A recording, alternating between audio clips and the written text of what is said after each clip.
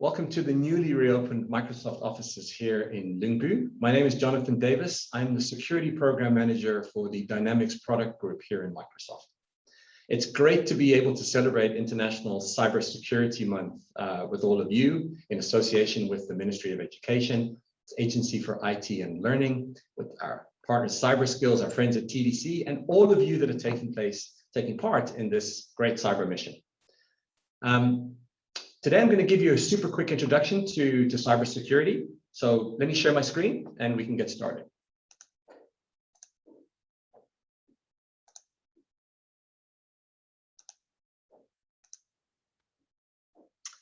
Okay, so as I said, I'm going to give you a very quick introduction to cybersecurity, and we're going to talk about what it is, why it's important, who the actors are in this story, what motivates them. And as young people here in Denmark, I also want to talk about what your role is in this very critical fight to really secure our whole world against hackers and other criminals. Let's start talking about cybersecurity awareness, also known as InfoSec and information security and just security. This is the field that's really devoted to protecting systems and networks and devices and primarily data from all forms of unauthorized access and misuse and destructive attack and natural disasters. So it's quite a wide spectrum of things. At its core, cybersecurity tries to do three things. It tries to protect the confidentiality of data, and it tries to preserve the integrity of data, and it tries to ensure the availability of data. Now, don't worry, I'm going to explain what all of those three terms are. So confidentiality is mostly about ensuring that there's no unauthorized access to sensitive information, and that accidental disclosure of sensitive information is not possible. Confidentiality ensures that, for example, only you can see the photos in your Google Photos or on your phone. And it means that only you, for example, can access the money in your bank and use the money in your bank. Integrity is about keeping data clean and trustworthy, protecting it from improper tampering or changes, whether they're malicious or accidental. So an example of integrity is, for example, the record of your examination results. Imagine if someone could go in and change your result from an A to an F, someone that didn't like you, or make it look like you voted for a party that you didn't vote for. And the third part of the triad, the CIA triad as we call it, is availability. That's making sure that the data and the IT systems that you're using stay up, whether they come under attack or whether there's a natural disaster. So it includes people trying to intentionally break things with what we call a denial of service attack. Some of you that are gamers might know this when people try and break your gaming servers by flooding it with information, but it also includes protecting your data from things like floods and earthquakes and so on. In other words, making robust systems that can survive all sorts of things.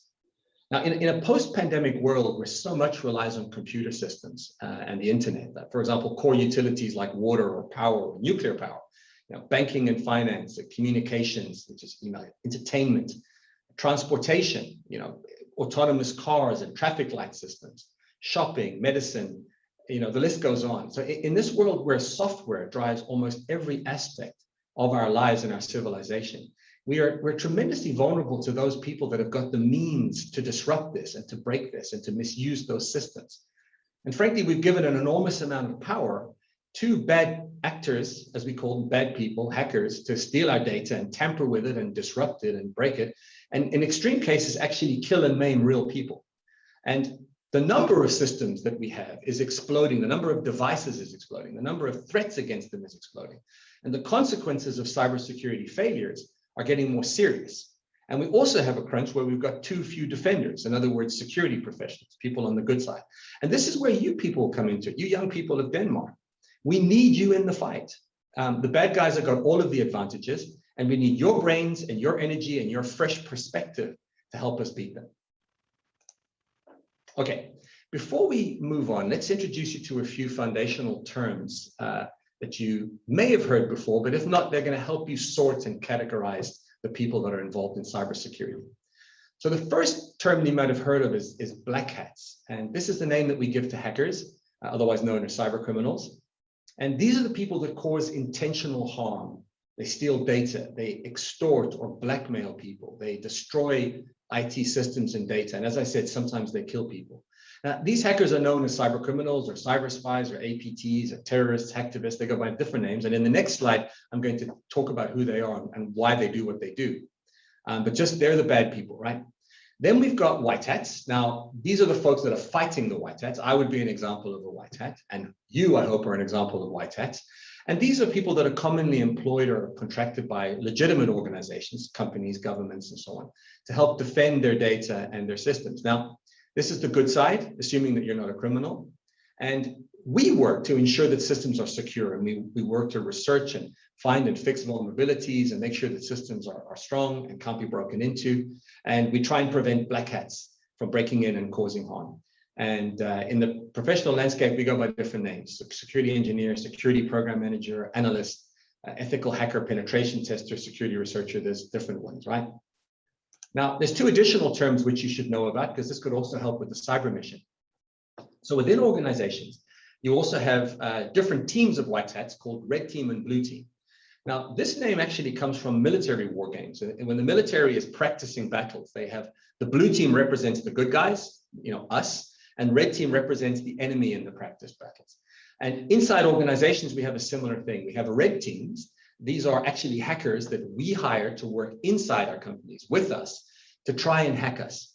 And they do that so that we can learn about the vulnerabilities and the faults and the holes in our protections before bad guys, hackers, black hats get to know them, and they use those same techniques against us. And then blue teams are just defenders, right? These are the ones that make sure that red teams and hackers really find it hard to get in. And if they do get in, and they very often do get in, it's called a breach. Then we know how to detect them quickly. We can find out that there's someone inside our systems, and we know how to kick them out. And kicking them out is called eviction, and we know how to evict them fast. So I'm hoping that all of you are going to be white hats, and you're going to be joining red team and blue teams out there. All right, so who is attacking us, and why are they attacking us? So there's different ways to categorize these cyber baddies, and one way is to do this is by their motivations. So just a note, all of these hackers which I'm about to talk about are extremely highly skilled and dangerous, but the difference between them is what motivates them, rather than something like their actual skill level. So don't get too hung up on that. So the first ones we have are script kiddies. Now, we call them this because in the old days, they just used to get attacking tools from other people and use them. It didn't take much skill. But essentially, these are people that are hacking for a hobby, for personal reasons, for hacktivism. So these are things like gaming feuds, where we want to break into other people's servers. Bullying, where you just want to hurt somebody. Blackmail and extortion, like you want to make someone do something. Sometimes it's for predators or stalkers, people that are trying to harass each other. And sometimes these people just want to steal something like a nice username, for example. The next type of sort of criminal actor is criminal gangs. And these are people whose motivation is hacking for money, for financial gain. So these are the sort of people that you hear behind ransomware, the people that encrypt a whole bunch of files in an organization, and they say to the organization, if you want your files back, you have to pay. And they use data extortion as well, and banking fraud and scams, and they steal cryptocurrency. So these attackers are mostly looking for money and financial gain. And frankly, there are billions and billions of dollars available to them to be stolen. And this is why so many people are, in fact, doing this hacking. It's because it's very lucrative. It makes a lot of money. And the final sort of category, not the final category, are these two people, nation state actors and terrorists. So nation states, they typically hack for strategic advantage, for espionage, in other words, spying. They sometimes want to intimidate their rivals, other countries. We've seen a lot of that. They sometimes do it for propaganda or disinformation. They can steal data and then tamper with it and then say, oh, look, this country said these evil things and so on. And then luckily for us terrorists, this final category, we don't really see much success with them. The most dangerous attackers are really APTs, what we call advanced persistent threats.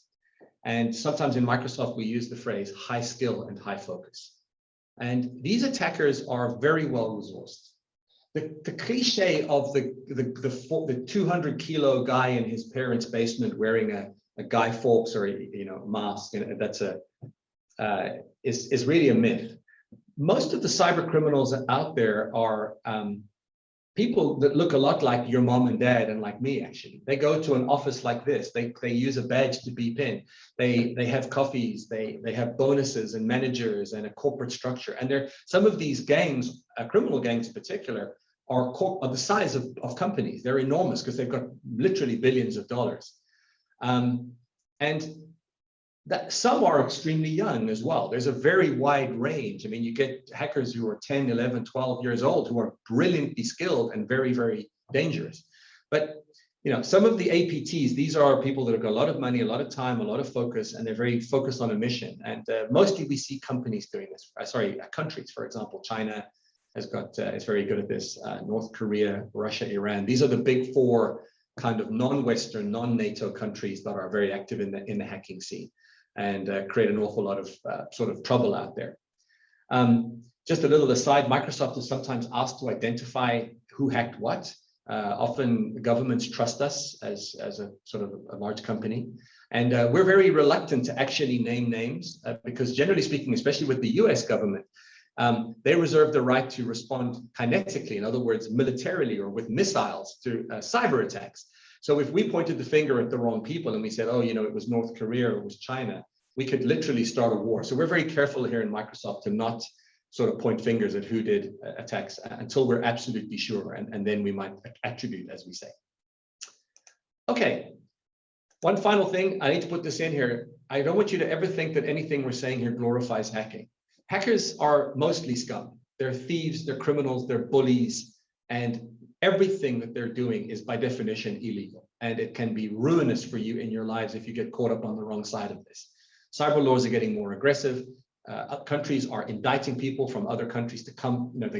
If you commit a crime in Denmark, in America, and you attack an American company, the American authorities can get you from Denmark by extradition. So just don't even go there. Don't think there's anything romantic about hacking. There really isn't. Okay, so how do these hackers do it? And we're going to finish up now soon.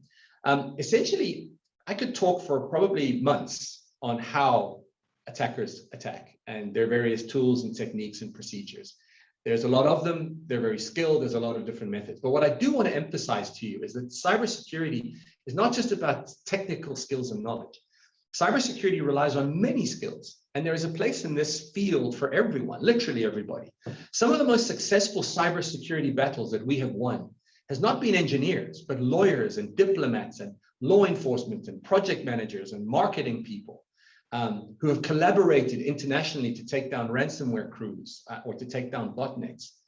And another part of it is psychology, just human psychology. It's a huge part of both successful hacks, but also successfully defending against hacks.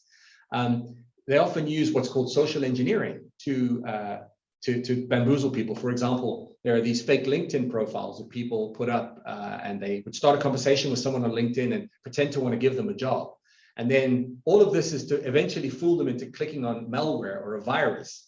And then people, because they've been looking at another job and talking to a recruiter, they're embarrassed and they don't want to tell their IT department that they clicked on this link that's probably a virus, and attackers get into the network. So anybody can be fooled, and I want to just play you a little video to show you just how much people can be fooled. So I'm going to roll this one for you and hope it comes across. This is an example of social engineering.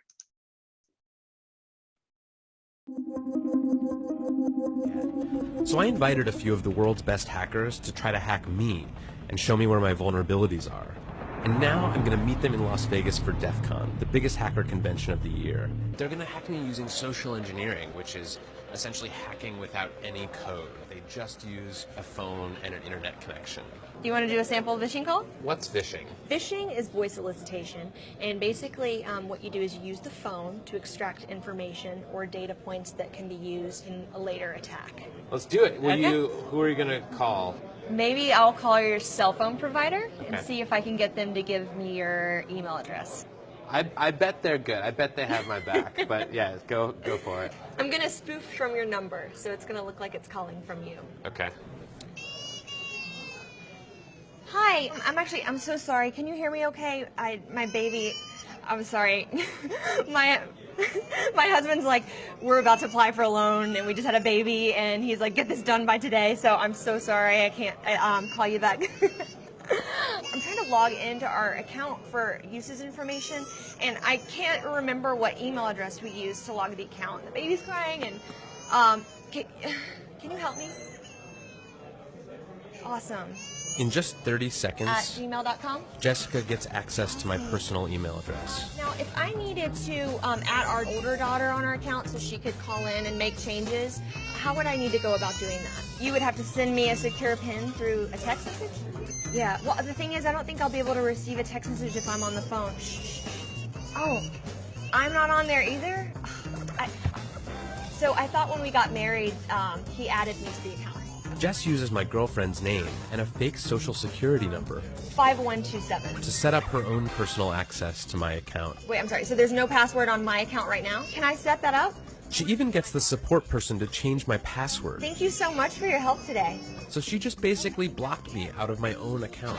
I'll get her fed after this. All right, thank you. Holy shit. So they just gave you access to my entire cell phone account. You're gonna have to go on and change your password now because it's Jess, my name. And all it took was a crying baby and a phone call. Yes. So there you see it, right? These people are very clever and very easy to bamboozle us. So I hope that was interesting to you. All right, so let's just, I want to now leave you on a little bit of a happier note. There is good news, right? It's not all bad. The industry is working together. The upper article that you can see on the slide there was from 2018. In 2018, we discovered that there were flaws in all the modern microchip architectures that are out there, x86, ARM, all of them, that made it pretty much possible to hack any computer system or device in the world. And hundreds of engineers from across the world, from all the big tech companies and big and small, from Microsoft, Google, Apple, Amazon, AMD, Intel, you name it. We worked together in secret for 9 months to fix all of the systems. I was on a call every night, every Thursday night for 9 months as part of that effort. And we collaborated. And now we actively work with all of our competitors every day, sharing intelligence, sharing information, sharing techniques. Just last week, Microsoft had a summit with the President of the United States, Joe Biden, where we agreed to spend $20 billion, that's billion dollars, on cybersecurity over the next 5 years, along with Amazon and Google and others pledging to do similar things. So the bad guys have had a fairly easy time attacking hospitals with ransomware during COVID, and they shut down oil pipelines, and they disabled radiation monitors at Chernobyl. And they've stolen billions of dollars from people like you and your grandmother and your parents and your friends. They bullied, they blackmailed, they've abused children across the world. I mean, these people are rotten. They really are genuinely rotten. And what we really want is for you to join the fight against these people, right? I really hope that you enjoy the cyber mission, that this marks the start of a career in cybersecurity for you, at least for many of you. And that one day I hope to meet you all in the halls of Microsoft, helping literally to keep our civilization safe and secure. So good luck on solving the mission, and thanks again for participating today. Bye now.